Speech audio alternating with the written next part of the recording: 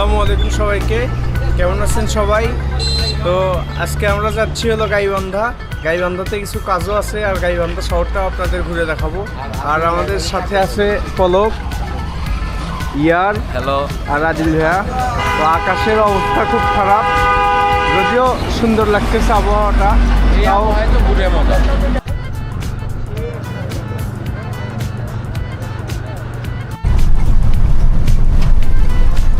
আমরা উঠে পড়ছি বাসে। এই যে আমি আর পলক, আর এই পাশে আছে ইয়ার, আদিল ভাইয়া। যাচ্ছি গাইবান্ধা।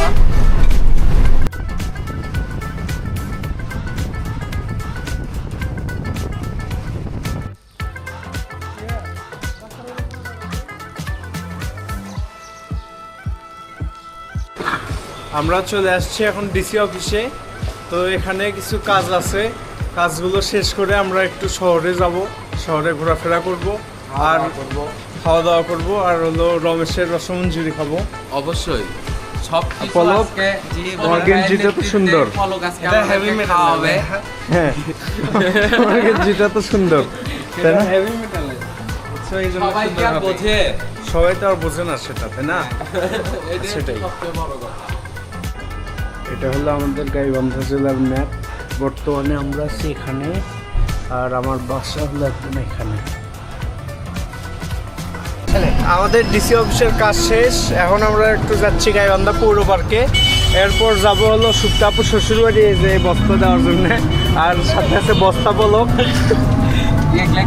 পলক, চল তুই দিয়ে চলে আয়, ঠিক আছে? পৌর পার্কে আসিস, যা দেখে শুনে যাস, কেউ কিছু দিলে খাস না জানি। আমরা এখন চলে আসছি পৌর পার্কে, গাইবান্ধা পৌর পার্ক। তো এখানে কিছু সময় বসে থাকবো, বসে থেকে তারপরে পলকের জন্য ওয়েট করবো এখানে। পলক একটু কাজে গেছে ওর বোনের বাসায়, বোনের শ্বশুরবাড়িতে গেছে। তো ওখান থেকে আসলে আমরা আবার কই যাবো এরপর? এখান থেকে আমরা টুইঙ্কেল দেখবো, টুইঙ্কেল দেখে নেই, এরপরে সব কথা হবে। বাকি কথা হবে ওই পাশে ঘুম দাও, না, ওই পাশে ওয়েদার ভালো। ওই 300 কত টাকা দিয়েছে?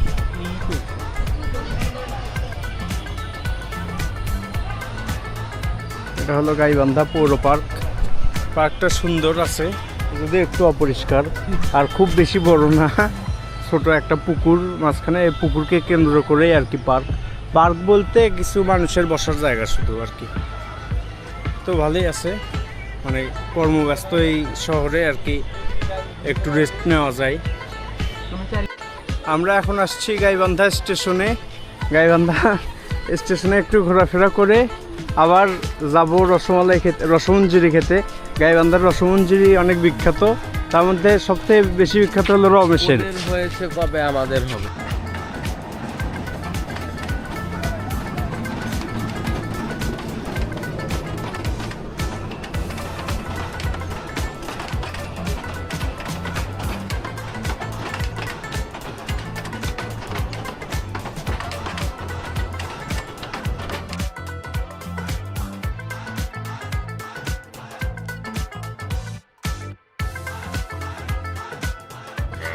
গাইবান্ধা রেলওয়ে স্টেশনের পাশে একটা সুন্দর দৃশ্য হলো এই যে ছিন্নমূল এবং সুবিধাবঞ্চিত শিশুদের জন্য একটি শিক্ষা প্রতিষ্ঠান আছে এখানে। এটা হয়তো কোনো ব্যক্তি উদ্যোগে বা কোনো প্রতিষ্ঠান কর্তৃক আর কি করতেছে। এই যে লেখা আছে নন প্রফিট অর্গানাইজেশন। তো অনেক ছাত্রছাত্রী পড়তেছে ভিতরে, দেখলাম। তো ভিতরে আর যাইনি। আমরা এখন আসছি তুলসীঘাট, তুলসীঘাট হেলিপ্যাড। এখানে বিআরটি এর প্র্যাকটিক্যাল এক্সাম হচ্ছে, ফিল্ড টেস্ট। আর আমরা বসে আছি, সাথে আছে পলক, ওই যে পলকের বন্ধু, তানবীরের বন্ধু, এই যে পলকের বন্ধু, পলক, এই যে তানবীরের বন্ধু, এই তানবীরের বন্ধু, এই দেখছো? হ্যাঁ, এটা পলকের বন্ধু। পলক, চল না আমি গোসল করি। করা যায়, কিন্তু প্যান্ট পরে মানে পলক নাকি প্যান্ট পরে আসেনি ইয়ার। শর্ট প্যান্ট পরে আসিনি, এক্সট্রা ইয়া না, এক্সট্রা কি নাই? আন্ডারওয়্যার ছাড়া আর কিচ্ছু নাই। এই যে পলক তোর বন্ধু, তোমার বন্ধু তোমাকে ছাড়া দিছে। আর আমি দেখাই, সবথেকে বড় কথা, এই তানবীর, তানবীরের বন্ধু চলে গেল। তুমি তো তুমি তো ভাই সাঁতারই পারো না। সাঁতার পারো তুমি? জানা লাগবে না, সাঁতার জানা লাগে না? না। কেন? জানা লাগে না এমনিতেই। যাক, তো এখানে ফিল্ড টেস্টটা আমার ভাইয়ের ফিল্ড টেস্ট শেষ হলেই চলে যাব। সেই সকাল 7:30 না 6:30 তাই না ইয়ার? 6:30 বের হয়েছি এখন থেকে। আরো আগে 6টার পর পরই আমরা বের হই। ওই রকমই 6টা 6:30 বের হয়েছি, তখন থেকে চলতেছে এরকম। আমরা চলে আসছি গাইবান্ধা থেকে। সেই সকাল 6টায় গেছিলাম গাইবান্ধা, আর এখন বাজে প্রায় সন্ধ্যা 6:30।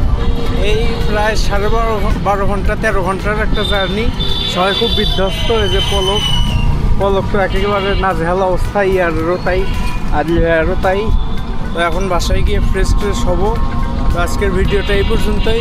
সবাই ভালো থাকবেন, সুস্থ থাকবেন, আর বিয়ন্ড তানভীরের পাশেই থাকবেন।